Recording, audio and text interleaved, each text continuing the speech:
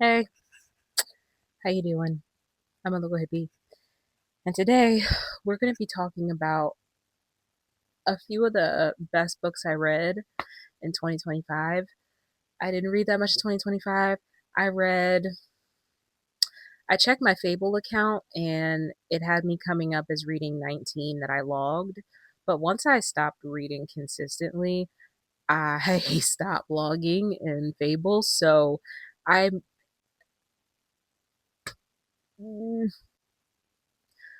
I have to try to think about how many books I read after March, because that's when I really stopped using Fable. So let's see.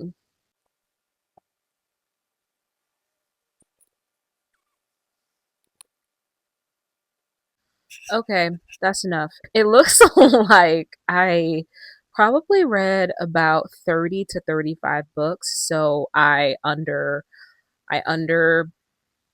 counted by a lot, but I mean, yeah. So right next to me, as you can see, I have my handy dandy laptop. Okay, so my best reads of 2025, and this was just off the top of my head of like the books that I enjoyed the most, um, that I can remember enjoying the most because I read a lot of these kind of like in a very concentrated amount of time. So first one is going to be Needful Things, which is probably one of the best things I read this year outside of Crime and Punishment. Crime and Punishment was a reread, so I felt like I wouldn't put that on this list. I think, yeah. I also did reread Notes from Underground as well, which is just another five-star phenomenal read, but again, it's a reread, so I didn't want to put anything that I reread, no matter how good, on this list. It just seemed pointless. And then I'm kind of thinking, did I reread Moby Dick this year too? Did I? Holy hell, I gotta go back. I might have. God damn. But anyway, yeah, Needful Things was one of the best books I read this year. It wasn't the best book I read this year. Of course, that would go to Crime and Punishment, like I mentioned before, and then Notes from Underground. But this was one of the best. It was like a runner up, and I enjoyed it so much. I think I rated it like 4.5, if not 5 stars. And then I started a reread on it like a few months after rereading it, so it probably was more like a 5 star. So one of the next best things I read this year was Salem's Lot, by Stephen King. Both of those, Needful Things and Salem's Lot, are by Stephen King, and I enjoyed Salem's Lot thoroughly. Like, I've talked about Stephen King on this channel quite a bit. I really enjoy his writing, and it's like he's my favorite author. So it's like, anytime I'm reading something by Stephen King, it's like, well, what do it's always going to be super high. But I've been putting off reading Salem's Lot for some time. Um, but I don't know. I don't know what encouraged me to read it this year. I think I just wanted to start reading it like physically, but I ended up listening to it via audio. But yeah, I had a lot of fun. I think I rated this one 4.5 stars, and I keep thinking about it, so probably more like a 5 star, honestly. The next really good thing I read this year was going to be Night Song by Beverly Jenkins. Let me tell you, this was the year that I figured out that I love me some Beverly Jenkins, and I love me a period piece.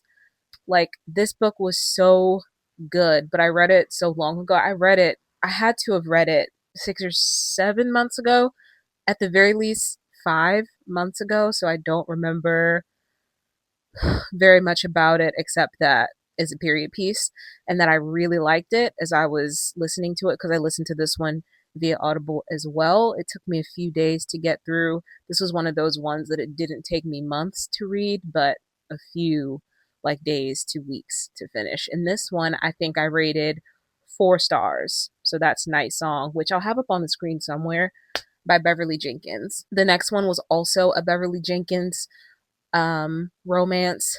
I tell you, like, When I tell you I read a lot of her stuff this year, I read a lot of her stuff this year. I just couldn't think off the top of my head like how many of them I read.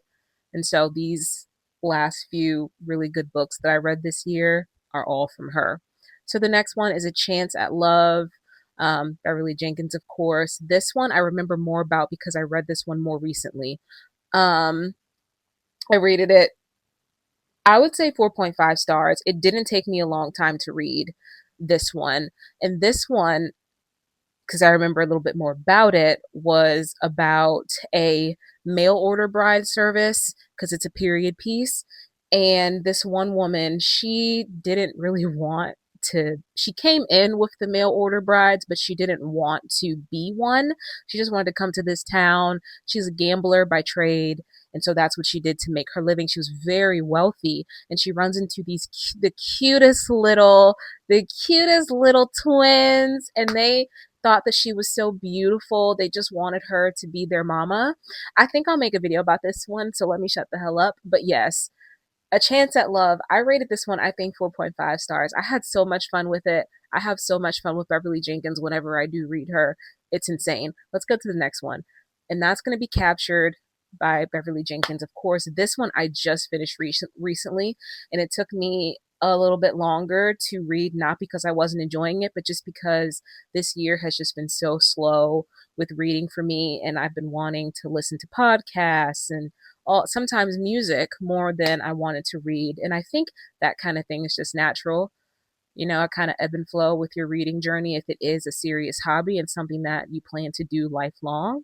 You have ebbs and flows. You have times where you are reading a whole lot, and then you have times where you're reading a bit little. And I think going forward with my reading journey, I really want to um, have it be more natural and less competitive. And once I find an author that I really like a Beverly Jenkins, I want to read everything they've ever written, even their laundry list. Okay, even their laundry list. So yeah, I had a lot of fun with Captured. It took me a little longer to read, but still a 4-star read nonetheless. So now we're coming to the part of the list that are honorable mentions because they're not books, they're short stories that I had a lot of fun with. Coming in at the top is Quitters Inc. This is something I just read recently as well. It was very short. I read it on my way to work and was done by the time I got there. Stephen King. Loved it. It was short. It was sweet. I will be making a video on this one, so I won't go into super high detail about it. Anything I read by Stephen King, 4.5 or above most of the time. So the next one is a short story by Stephen King as well. It's Children of the Corn. I read this while I was sick, and I had a video up on it because I unlisted a lot of my videos from before, and I'm probably going to continue to do that just for the rebrand of my channel pretty much. I'm still talking about books, of course, but just in a different way. But I really enjoyed this one. I think I gave it 4.5 ish. I don't remember. It was a year ago basically that I read this. So yeah, I think I had a lot of fun with it. It's Stephen King, so always. And then the last two are the creme de la creme of this year. I love this author as well. I've talked about him a million times, and I'm going to talk about him a million more. And that's The Dream of a Ridiculous Man by Fyodor Dostoevsky, the greatest to ever do it, the greatest to ever pick up a quill, okay, and dip it in some ink. Fyodor Dostoevsky. I loved this short story. It was 50 pages. Something about an author who can write something so compelling in such a little amount of pages, just to share some of the genius with the rest of us. Why don't you? Please, please, I beg. Just a little, just a crumb of genius, please. It's not fair. It's not fair, okay? It's not fair. But The Dream of a Ridiculous Man was 5 stars. I have a video about that up on my channel, so I won't gush anymore. Oh my god. I'll stop. But yeah, that was 5 stars and I had a lot of fun with it. Very profound. And last but certainly not least, We have The Double by Fyodor Dostoevsky as well. Boy, when I tell you I have fun with this one. I have a video up on my channel about this one. I think it was a vlog or something where it wasn't a vlog, sorry, it was a book discussion where I spoke about The Double and The Nose by Nikolai Gogol. Um, because a lot of the critics at the time compared The Double to The Nose, The Overcoat, stories of that caliber by Nikolai Gogol. And I just want to say that just because these stories are similar does not mean that they are the same. I read them back to back, so I can tell you if you're reading it with a critical eye and if you're engaged with the text, you will see these stories are nothing alike. They're about two completely different things. In The Double, Russia is the accelerant in The Nose specifically. Russian society is the butt of the joke. Totally different, not the same thing. But I had so much fun with The Double. It was hilarious. Um, it was dark. It was gritty. It was Dostoevsky, and I rated it 5 stars. So those are all my best reads for 2025. I hope to have a better year this year. I have a little bit more of a plan this year to read at least, and I know this is going to sound crazy, but at least 3 books this year. And I think I'll make a video on that, so I'll get to explain why it'll be that small amount of books.